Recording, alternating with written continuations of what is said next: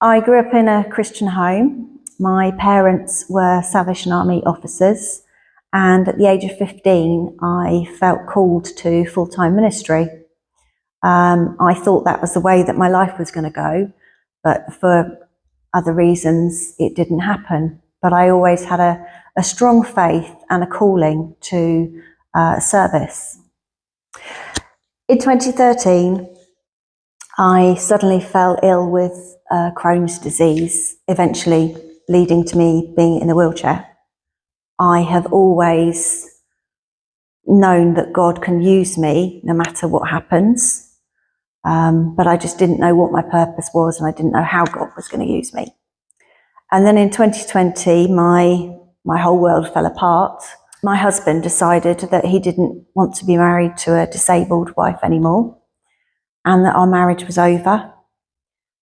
So I moved and started a new life, came to a new church, and started to ask God, well, how are you going to use me? You know, is this it? Am I just going to be in this chair for the rest of my life? Am I going to have carers and people looking after me and housebound, and that's it? And I had friends come over and pray with me.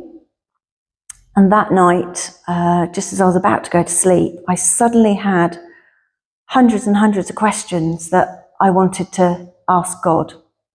So I stayed up half the night and basically screaming, shouting, crying, pleading with God, praying to God, asking what my purpose was. As I was waking, I saw this picture of me in chains, restrained, and I was bursting out of these chains, and I was free. And God was saying to me, you are now free. And as I sort of sat up in bed, I felt for the first time in my life, spiritually, physically, and mentally free from any baggage. And it was an awesome feeling. And it created a hunger to want to know more about God and want to learn more about my faith. And it really just sort of came alive in like an explosion. I couldn't get enough of reading the Bible, couldn't get enough of praying, different ways of praying.